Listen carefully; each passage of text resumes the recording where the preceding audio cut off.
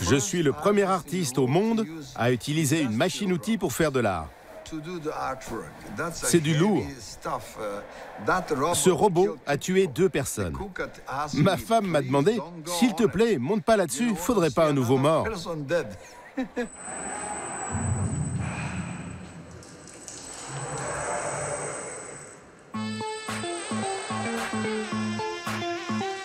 Longtemps, le robot Kuka s'est ennuyé dans son usine, à visser des boulons ou peindre des voitures.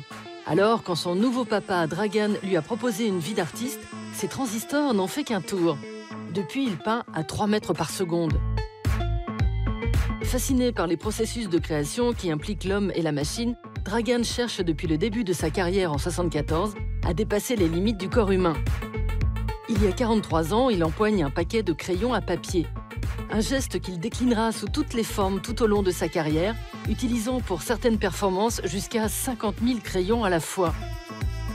Grâce à cet outil tout bête, constitué de graphite et de bois et inventé il y a plus de 2 siècles, l'artiste se projette dans le futur en réalisant des toiles de plusieurs mètres carrés en un temps record. J'ai bossé dur pendant 3 ans, jusqu'à ce que j'attrape une pleine poignée de crayons. Ce dessin, je l'ai toujours. 75, mon premier dessin à lignes multiples. Quand tu dessines avec un seul crayon, t'es impuissant, c'est pas rentable. Tu dois faire des millions de traits pour dessiner. Si t'as un paquet de crayons dans la main, 1, 2, 3, c'est fait.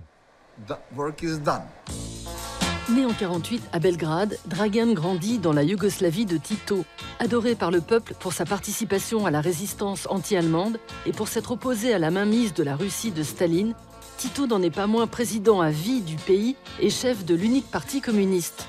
Dragan a une idée fixe, quitter son pays pour faire des études d'art loin de la ferme de ses parents. Il cultivait des fraises et des vignes. Un métier très difficile. Moi, je courais pour aller à l'école. J'étais premier en classe. À l'époque, j'avais 2 livres.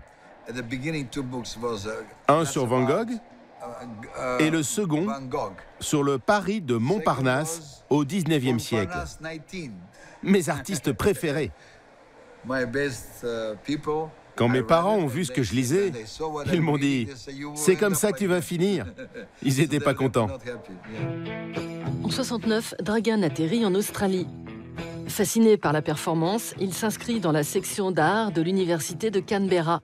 En 1979, il réalise une œuvre à la fac de Brisbane qui fait scandale. Dans Human Canvas, toile humaine, il propose aux étudiants de dessiner sur son corps nu avec des feutres fichés au bout d'une perceuse. Résultat, le directeur et 5 professeurs sont renvoyés pour atteinte à la pudeur.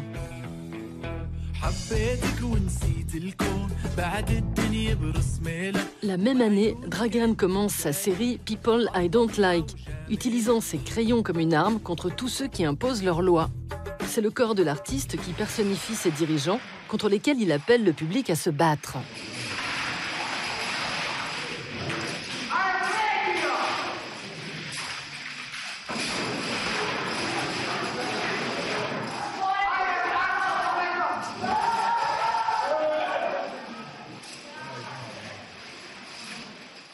À l'époque, il y avait beaucoup d'action painting. Tout le corps était impliqué. Tu fais une performance et le corps est partout. J'aime beaucoup ça. Si tu viens dans mon atelier, c'est énorme. Il y a une œuvre qui fait 16 mètres de long.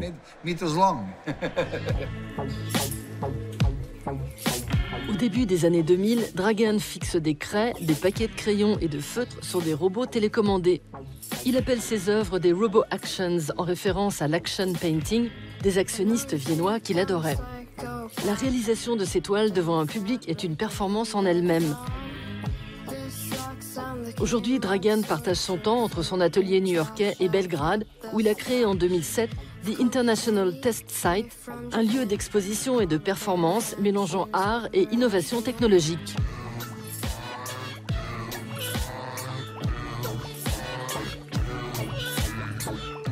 Le plus important pour moi dans la machine, c'est qu'elle m'aide, rien de plus.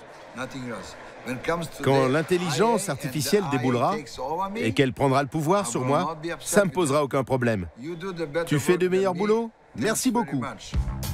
Pour la seconde fois consécutive, Dragan est l'invité du festival autrichien Ars Electronica, qui a choisi cette année de mettre le focus sur l'intelligence artificielle. Grâce à ce bonnet connecté sur ses ondes cérébrales, Dragan va contrôler un robot industriel à distance. Il y en a là-dedans.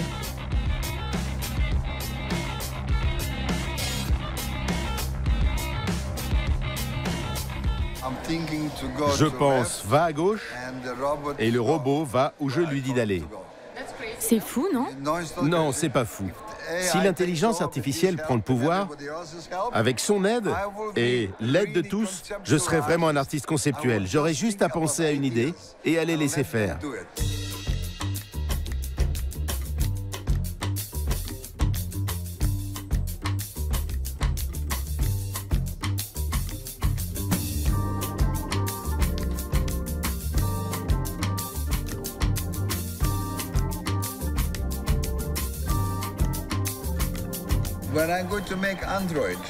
Quand j'aurai un Android à mon image, il aura toutes les puces électroniques pleines de savoir. Ça sera à l'intérieur de mon cerveau. Et tu pourras lui demander ce que tu veux. Il pourra répondre à n'importe quelle question. Moi, je serai ravi. Vraiment ravi.